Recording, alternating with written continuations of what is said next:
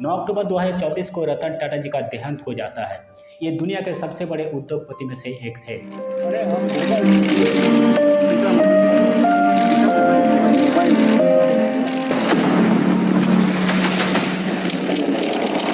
दोस्तों, हम आप सबको ये टाटा ग्रुप ऑफ कंपनी का कोई ना कोई एक ब्रांड को तो हम यूज़ जरूर करते हैं। Tata salt, Tata indica, Tata airline और ना जाने कितने कंपनी, 100 से भी ज़्यादा कंपनी का ये फ्रेंचाइजी खोल के रखा है। 100 से भी ज़्यादा टाटा ग्रुप ऑफ कंपनी का ब्रांड हमारे मार्केट में हम लोगों को देखने के लिए मिलता है। पूरा वर्ल्ड में सफल कंपनी में से एक है टाटा कंपनी। लेकिन इसका इतिहास आपको पता है, कैसे ये कंपनी स्टार्ट हुआ था, ये कंपनी आखिर इतना पॉपुलर कैसे हुआ। और आप लोगों को अगर मैं पूछूं कि ताज होटल जो मुंबई में स्थित है उसका एक दिन का रेंट कितना है, आप चौंक जाएंगे एक दिन का रेंट जान के। तो दोस्तों, आज की इस वीडियो में ऐसे ही कुछ रोचक तथ्य के बारे में जानेंगे जो आप शायद नहीं जानते। Has pioneered multiple industries in India and remains a market leader in most of them. It was that Itade, the first leave with pay. Of upholding the values that we have and that we try to. तो दोस्तों, शुरू करते हैं एकदम शुरुआत से। आज से 150 साल पहले जमशेदजी टाटा पूरा दुनिया को बदलने का सपना देखा था। 1839 को ये जमशेदजी टाटा का जन्म होता है। मुंबई में जाकर के जमशेदजी टाटा का पिताजी जमशेदजी टाटा को अच्छा एजुकेशन दिया।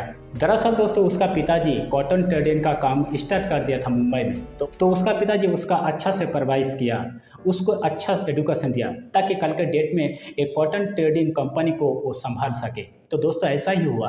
1858 को जमशेदजी टाटा ये कंपनी को संभालने लगे। 1858 को जमशेदजी टाटा उसका पिताजी का साथ देने लगा। पिताजी के साथ रहकर ये जमशेदजी टाटा बहुत कुछ सीख गया था। इधर कॉटन ट्रेडिंग कंपनी बहुत ही सफलता के साथ आगे बढ़ रहा था। और उसके बाद 1877 में नागपुर में जमशेदजी टाटा इम्प्रेस मिल स्टार्ट किया।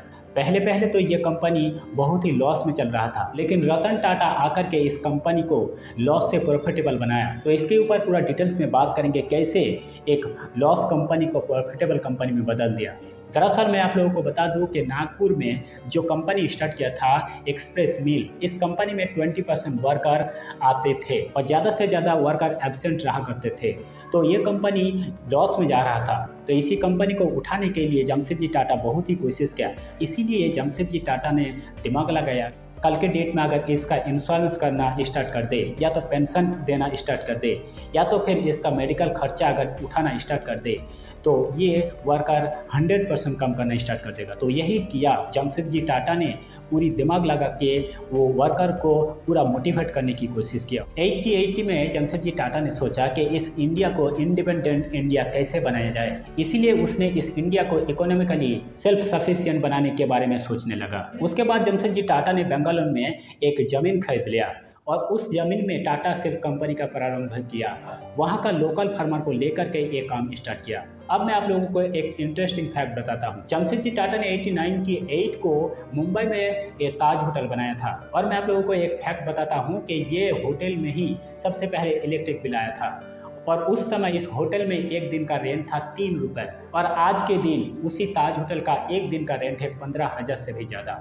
1898 में ये ताज होटल बन गया था, लेकिन 93 में पब्लिकली इस होटल को ओपन कर दिया। इधर जमशेदजी टाटा का उम्र बढ़ रहा था। 94 में जमशेदजी टाटा का निधन हो गया। उसके बाद ये पूरी एम्पायर को संभालने के लिए उसका बेटा दोरबजी टाटा इस पूरा एम्पायर को संभालने के लिए आया। जमशेदजी टाटा के निधन के बाद उसका बेटा दोरबजी इस एम्पायर को संभालने लगा। दोरबजी टाटा ने 7,000 वर्कर को लेकर के आर्टिफिशियल लेक्स, डैम्स और बहुत सारे चैनल्स बनवाए। उसके बाद 97 में दोरबजी ने टिस्को कंपनी का इंट्रोड्यूस किया, और इस कंपनी में सिर्फ और सिर्फ 2 वीक में 8,000 से भी ज़्यादा लोगों ने इन्वेस्ट किया था। जिस टाउन में ये टिस्को कंपनी था वहाँ का नाम जमशेदपुर और रेलवे स्टेशन का नाम रतन नगर रख दिया था।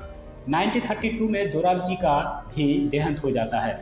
इधर टाटा कंपनी का बहुत सारे फ्रेंचाइजी ऑलरेडी बन चुका था, जैसे कि Tata salt, Tata airline, Tata indica, बहुत सारे फ्रेंचाइजी ऑलरेडी इसका बन चुका था। 1939 में गुजरात की मीठापुर में एक केमिकल कंपनी का बिल्डिंग बिल्ड करने के बारे में सोचा। वहाँ पे एक बिल्डिंग भी प्लान किया जो टाटा ग्रुप ऑफ कंपनी का एक फ्रेंचाइजी है, जो कि है टाटा केमिकल्स, जहाँ पे बनता है टाटा सॉल्ट। जो आप हम यूज़ करते हैं। देखते ही देखते ये कंपनी बहुत ही तेज़ी से ग्रो करने लगा था। दोराबजी के देहांत हो जाने के बाद टाटा कंपनी का एम्पायर को संभालने के लिए दे दिया JRD टाटा को। JRD Tata Tata group of company को 24,000 करोड़ का कंपनी बना दिया था और देखते ही देखते 2,70,000 एम्प्लॉय इसमें जुड़ गए थे। 87 एज में JRD टाटा का भी देहांत हो जाता है। उसके बाद इसका एम्पायर को संभालने के लिए दे दिया टाटा की प्रॉमिसिंग एक पर्सन को, जिसका नाम है रतन टाटा। और रतन जी टाटा अंत में बने इस कंपनी का चेयरमैन।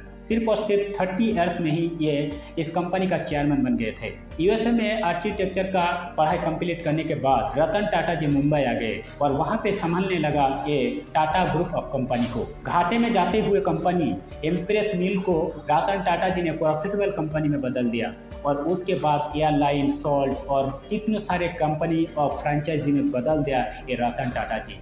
इसका जितना भी तारीफ किया जाए उतना कम है। और उसके बाद रतन टाटा जी यहीं पे बैठे नहीं रहे, टेल्को कंपनी को इसने आसमान तक पहुंचा दिया। रतन टाटा जी ने सोचा कि काश इंडिया में खुद का कार का डिज़ाइन होता, खुद का कार का ब्रांड होता। तो रतन टाटा जी ने खुद कार डिज़ाइन में हिस्सा लिया और खुद का कार बनाया। ये कार सबसे पहले इंडियन यूज़ करने वाला था, इसीलिए इंडियन शब्द से इंडी और कार शब्द से कार दोनों मिला के इंडी का कार का उद्भावन किया। टाटा ग्रुप ऑफ कंपनी को इसने आकाश तक पहुंचा दिया। रतन टाटा जी का देहांत हो गया 9 अक्टूबर 2024 को। पूरा दुनिया याद रखेगा ये रतन टाटा जी को, उसका कार्य को, और उसने जो किया हमारे भारत देश के लिए उसको भी याद रखा जाएगा। दोस्तों, आप कौन कौन रतन टाटा जी को दिल से पसंद करते हैं उसके लिए तो एक हार्ट और एक कमेंट बनता है।